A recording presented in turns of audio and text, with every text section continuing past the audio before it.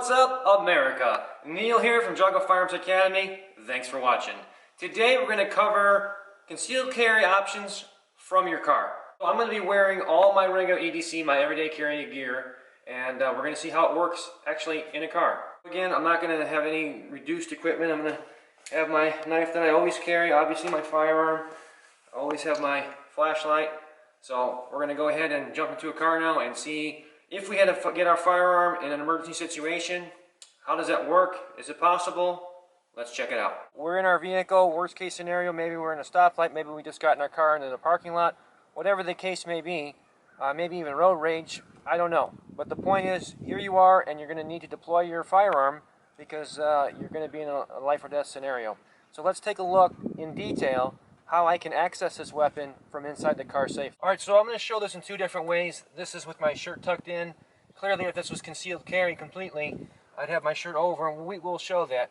But just for this demonstration so that you can see this, at the 430 position, I can still access my firearm even in a confined vehicle like this. So let's take a look at how that looks. So from here, I'm going to pull myself forward with the steering wheel, just as if I was going to clear a garment as I normally would. I'm going to run my thumb on the back of my side into my firearm to get a good purchase on it. This way, I can clear and come up. Now the one thing I want to be cognizant of is I don't want to bring this gun up and then cross over my body where I flag my own body. I want to come up into a shooting position, whether I'm going to come forward or whether I'm going to come around. But I want to be aware that I'm not crossing over my own limbs. So I'm coming straight up into a shooting position to do whatever angle I need to shoot at. Alright, so this is now the realistic approach how I would normally be dressed, typically with my shirt over my firearm for concealed carry. Again, same deal, I'm going to pull myself forward using the steering wheel as leverage.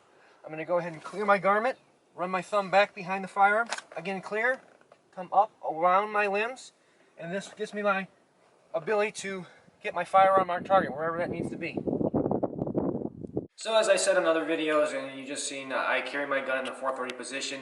If that's not for you, if you carry appendix or in some other position, this is a perfect time to go ahead and test those positions out to make sure that you can access everything and you're comfortable and efficient at being able to access that firearm in whatever position you're going to carry it on. Students ask me many times, because it's a misunderstood thing, about shooting through glass or windshields.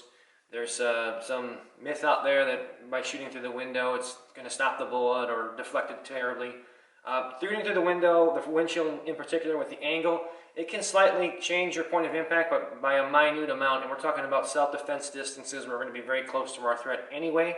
So the window by no means is going to prevent you from being able to fire in a self-defense scenario if you have to.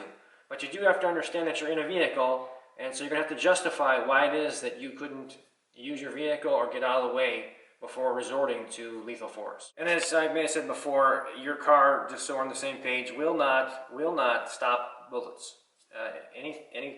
Pretty much any caliber of handgun and rifle is going to go right through your car, no questions asked. Now that said, the engine block, of course, will stop rounds, but unless you can somehow hover, that's really not going to do you much good. So just understand that your car in general is going to be concealment, not cover. It will not stop rounds. The other thing to be aware of is the sound. Obviously, it's a life or death scenario and you have no other choice, but just understand that you are not going to have any hearing for quite some time. Another thing with cars, being situationally aware is very important, specifically how the car operates. In other words, if you're going to go look at your phone and you get into your car, just because you turn the key doesn't necessarily mean your doors automatically lock. I understand that some models do once you put it in drive, and maybe they do when you turn the key, but not all models, so know your vehicle. Make sure that before you go and take your attention off of what's going on around you, if you have to look at your phone, make sure that your doors are locked, your engine is already on, and I would suggest even that you're in drive with your foot on the brake. That way you have the least amount of things that you need to do in order to escape a situation. Now, this also comes into play where you have no way to get out. If you're tight in traffic and someone's coming up with a firearm or something like that, then this is where this scenario may play out. Another tip is that in your car in general, when you pull up behind somebody, especially if you're in an area that might be questionable, we've all driven around somewhere, made a wrong turn, and you're like, ugh, I don't know about this area. Just in general, make sure that you can see the back tires, the bottom of the back tires of the car in front of you. Because regardless of what you're driving, if you can see the back tires of that car, you will have enough space to easily drive around them. Now, of course, there may be cars to the left and right, and so you're blocked in and someone behind you. But if the left or the right area is open and you're able to get around, if you can see the back tires, you're going to be able to clear that car no problem. Alrighty guys, I hope you learned something and you took something away from this video. If you like this video, go ahead and give me a thumbs up. I always appreciate that. If you haven't already, go ahead and subscribe. You'll be notified every time I put a new video out. Feel free to make a comment, but be nice and don't fight. Until next time, remember, it's always better to be judged by 12 than carried by 6.